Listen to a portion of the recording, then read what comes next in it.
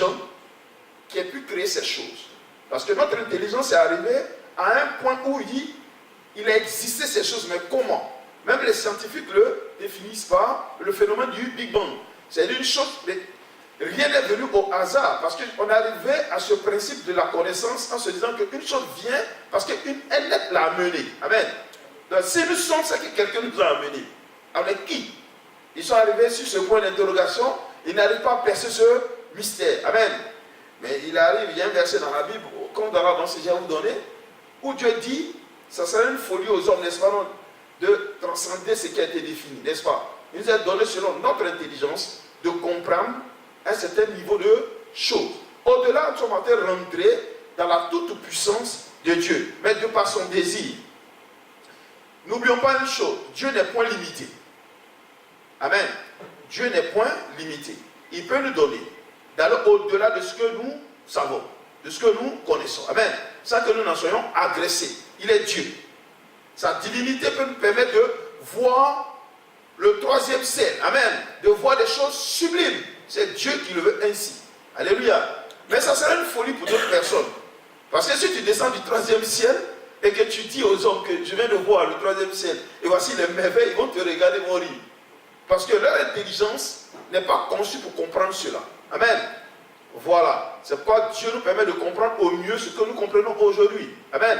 Mais il n'est pas limité de nous amener à découvrir le troisième ciel, le septième ciel, peu importe le nombre de ciels, la Bible parle des cieux. Amen. Ce n'est point limité. C'est l'esprit humain qui a défini 3 ciels. On dit les cieux. Si on dit les cieux des cieux, ce n'est point limité. Et cela, je ne peux amener mon intelligence à ce niveau-là même. Mais quand je sais que lorsqu'on parle d'un pluriel, donc on parle de plusieurs. Donc je ne le limite pas. Et Dieu n'est point limité. Donc pourquoi est-ce que je le limiterai à un ciel ou 2 ciels ou bien 3 ciels? Amen. Il est Dieu. Alléluia. Mais il faut comprendre seulement que lorsque la nuit, quand tu lèves les yeux, que tu regardes, tu te rends compte que ce que tu vois, c'est l'œuvre d'un être intelligent, supérieur en intelligence. Amen. Et ça, ton esprit doit pouvoir faire quoi? Le comprendre de manière naturelle. C'est ça, tout ça, c'est ce qui est dans la révélation naturelle. Amen. La deuxième partie, c'est dans l'homme conscient. On prend le livre de Romains, chapitre 2,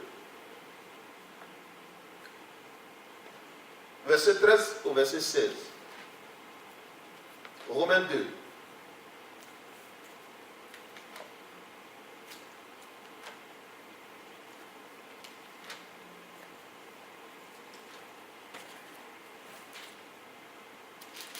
Romains chapitre 2.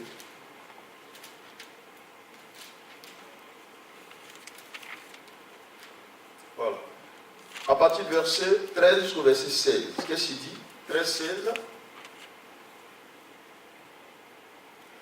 Il dit, ceux qui ont péché sans avoir eu connaissance de la loi de Moïse périront sans qu'elle intervienne dans leur jugement. Mais ceux qui ont péché alors qu'ils étaient soumis au régime de la loi seront jugés conformément à la loi.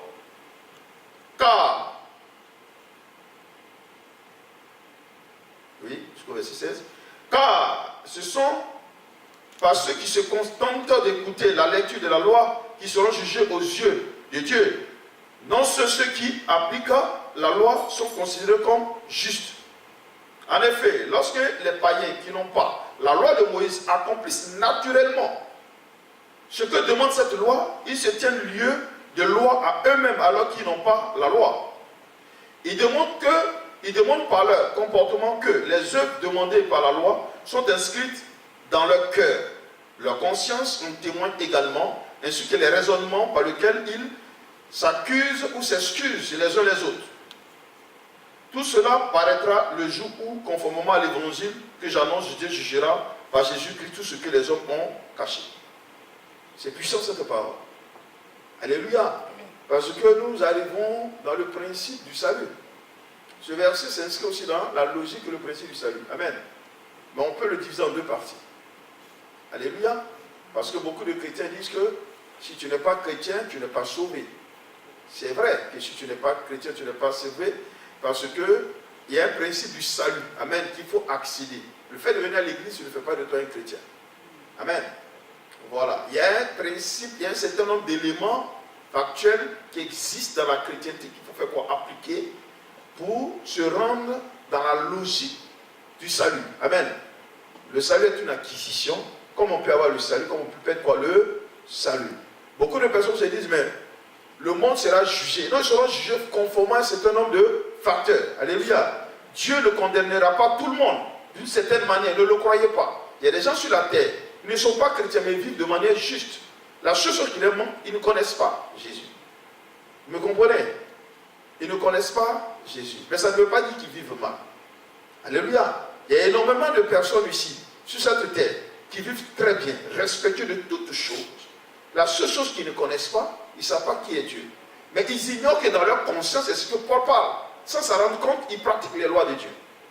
C'est pas de la conscience. Amen. Comme pas de l'homme conscient. C'est-à-dire sans s'en rendre compte, les lois et les principes de Dieu sont inscrits, sont imprimés dans notre conscience. Notre conscience et notre subconscient révèlent la nature et la personne de Dieu. C'est-à-dire sans s'en rendre compte, on est en harmonie avec les lois de Dieu. Ok? Donc ça veut dire qu'on lui dit, nous on lui dit païen, mais sans qu'il ne le sache, lui-même, il pratique les lois de Dieu. Donc Dieu dans le ciel est satisfait. Nous ne sommes pas satisfaits parce que nous sommes basés, notre fonctionnement est sur des doctrines. Parce que c'est selon les doctrines que disons, lui, il n'est pas de Dieu ou il est de Dieu. Amen. Mais Dieu, lui, étant dans le ciel, estime que tout être humain a ses lois imprimées dans sa conscience. Ok. Et donc, selon la conscience de l'homme révélée à travers ses actes, Dieu le jugera. Amen. Amen. À travers ses actes de tous les jours, Dieu le jugera. Donc, ce n'est pas seulement que les chrétiens qui seront jugés, le monde sera jugé, mais ce seront les œuvres de tout un chacun. Selon nos actes, nous sommes jugés. Donc, ne croyons pas que parce que je viens dans une église et que je dis, je prie tous les jours Jésus-Christ, que je serai mieux jugé dans de meilleurs termes qu'un païen, une personne qu'on appelle païenne, n'est-ce pas non? Parce qu'il ne connaît pas Jésus-Christ, il ne connaît pas Dieu, mais qui vivrait mieux que nous. C'est pas vrai. C'est pas vrai. Ok? On ne sera pas mieux jugé que lui. Parce que les règles du jugement appartiennent à Dieu. Mais il nous fait dire comprendre que dans la conscience de l'homme sont imprimés un certain nombre d'éléments qui lui donnent d'observer, de mettre en pratique déjà les lois, c'est-à-dire les principes qui définissent Dieu. Amen. Voilà. Donc on n'est pas à l'abri. Et on n'est pas mieux que les personnes que nous appelons quoi? Païens. Ils ne sont pas mieux qu'eux. Dieu l'a démontré dans la conversion et dans l'attitude de Pierre par rapport à Corneille. Ok? Dieu a fait comprendre que, mais toi, tu juges Corneille. Mais il est déjà même rempli du Saint-Esprit sans que tu te rendes compte. Et lui et toute sa famille. Amen. Voilà. Alléluia. Amen. On peut voir ça aussi dans le livre d'Ecclésiaste, au chapitre 3, verset 11. Ecclésiaste 3, 11. Nous pouvons voir aussi.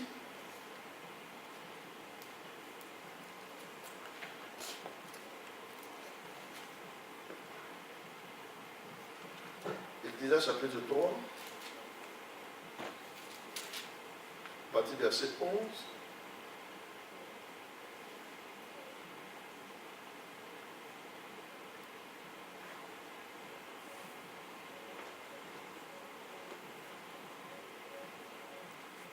J'aime beaucoup ce verset. Il dit, Dieu fait toutes choses belles.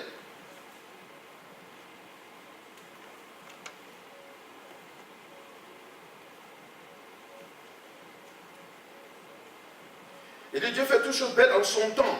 Il a implanté au très fond de l'être humain le sens de l'éternité. Amen. Sans toutefois que l'homme puisse appréhender l'œuvre que Dieu accomplit du commencement à la fin. C'est-à-dire que il dit, Dieu fait toutes choses belles en son temps. Mais il a implanté au très fond, c'est-à-dire dans notre fort intérieur, amen, de l'être humain, le sens de l'éternité. Amen. Parce que je vous dis une chose, c'est parce qu'on a en nous le sens de l'éternité que nous projetons l'avenir. C'est-à-dire que nous avons des projets. l'homme n'a pas le sens. C'est vrai que la mort, à un certain moment, peut affecter un peu les esprits. Mais dans son subconscient, l'homme ne vit pas par le principe de la mort. L'homme vit par le principe de l'éternité. C'est pourquoi il a des projets. Amen. C'est pourquoi il dit que non, mais il ne se dit pas que demain je mourrai. Ce n'est pas ça son espérance. Ok? Parce que dans son très fond en lui, il y a déjà cette graine de l'éternité qui a été lancée. Amen. C'est pourquoi il a des projets. Il ne se dit pas que dans 20 ans, dans 30 ans, dans 40 ans, dans 50 ans, je partirai de la terre. Il n'a pas cette conscience, il n'a pas cet état d'esprit. C'est pourquoi il ne s'arrête pas sur les actes qu'il pose. Amen. Qu'il fasse un bien ou un mal, il ne s'arrête pas là. Il n'est pas figé. Amen. Il avance, il oublie et puis il avance. Pourquoi? Parce qu'il a cette présomption de l'éternité en lui. Amen.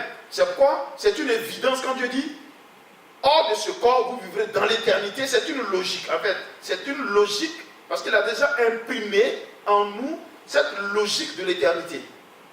Amen.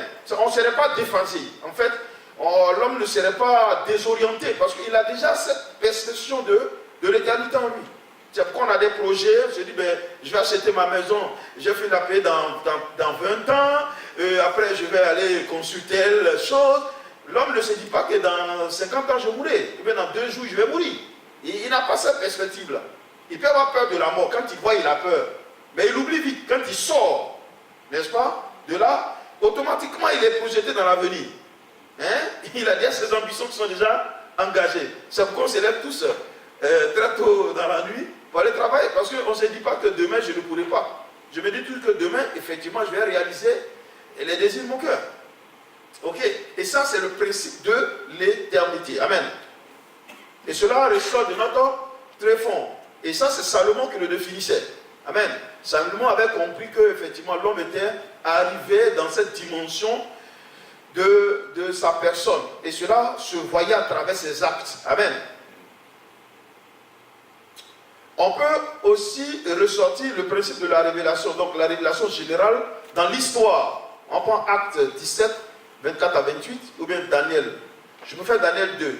On va dans le livre de Daniel, chapitre 2, verset 19 à 21. Daniel